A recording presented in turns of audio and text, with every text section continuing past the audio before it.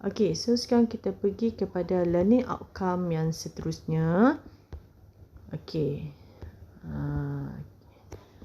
Okey, so untuk learning outcome yang ni, maksudnya kamu kena tahu at the end lesson ni kamu perlu tahu untuk calculate Kc and Kp or the quantity species present at equilibrium. So kena tahu kira Kc, kena tahu kira Kp and kena tahu kira berkaitan dengan kuantiti untuk spesies yang ada pada equilibrium. So kena tahu, pandai identify lah at equilibrium tu spesies mana yang present. Okey, yang seterusnya kamu perlu pandai define, kena tahu define dengan determine the degree of dissociation. Okey, ni bukan A tau. Simbol kat sini tukar, yang ni kita guna simbol alpha. Okey, so alpha tu adalah simbol untuk degree of dissociation. Okey, seterusnya deduce the expression for the reaction quotient Q and predict the direction of the net reaction by comparing the values of Q and K equilibrium. Okey, so kita nak predict direction tu sama ada dia shift ke kiri ataupun shift ke kanan by comparing, maksudnya kita buat comparison antara value Q dengan value K equilibrium. So 1, 2, 3 ni lah kamu kena tahu semualah maksudnya untuk kira ni.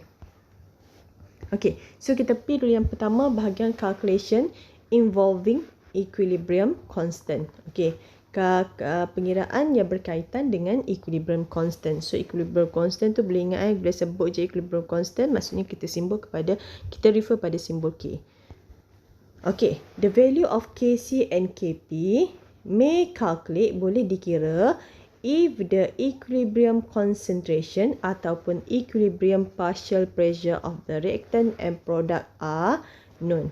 Ni macam sebelum ni lah kita kira, maksudnya kita boleh kira Kc dia, kita boleh kira Kp dia kalau kita tahu concentration dan kita tahu dia punya partial pressure untuk reactant dan produk pada equilibrium. So ingat value tu mesti semua untuk at equilibrium.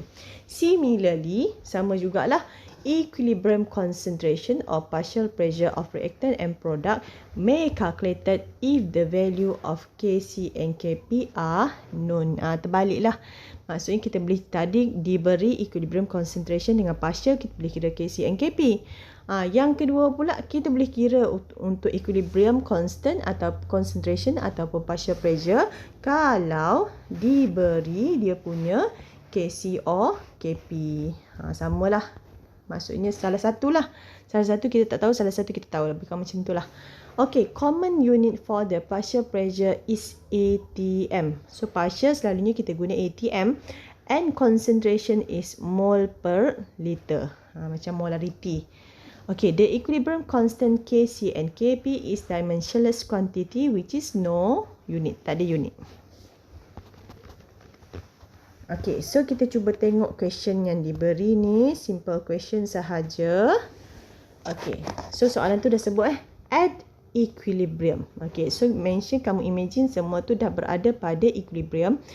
In the following reaction, 60 degrees Celsius, the partial pressure of the gases are found to be PHI. Okay, ni dia dah bagi at equilibrium. Sebab dia mention awal-awal at equilibrium.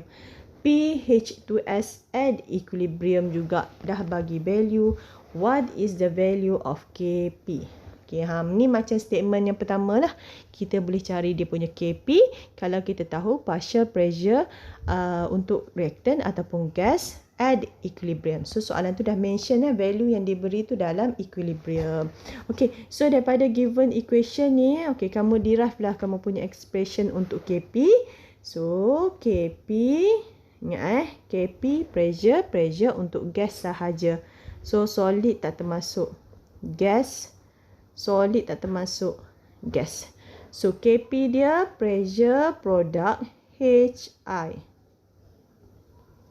squared divide by pressure H2S. Okay, so ingat Kp tu equilibrium, so pressure kamu mesti at equilibrium, ni pun at equilibrium. Okay, tu saya remark je, takut nanti lepas ni soalan dia ada soalan tanya initial bukan equilibrium. Okay, so tadi dah diberi at equilibrium, so masuk je lah value. P dah bagi. PHI at equilibrium adalah 3.65 darab 10 negatif 3. Jangan lupa kuasa 2 sebab stoichiometric coefficient dia 2. Divide by pH2S at equilibrium 0.996 atm. So kamu tekan je lah 3.65 darab 10 kuasa negatif 3. Okey, lepas tu kuasa 2 bahagi 0.996.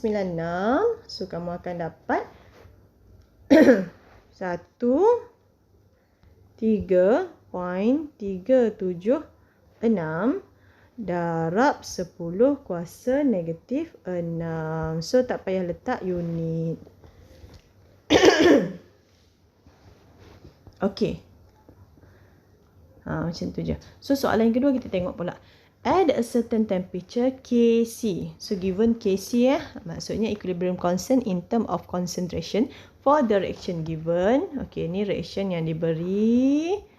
If the equilibrium concentration, okey dia dah bagi concentration at equilibrium for nitrogen and NH3 respectively. Baca yang depan-depan, yang belakang-belakang. What is the equilibrium concentration of hydrogen 2? So boleh cari jugalah sebab kita dah ada Kc, kita dah tahu dia punya concentration untuk nitrogen and NH3 at equilibrium. So masuk je lah dalam formula. Yang pertama tulis dulu Kc expression. Kc expression, Kc ingat untuk aqueous dengan gas sahaja. So gas. Semua masuklah. So concentration product NH3.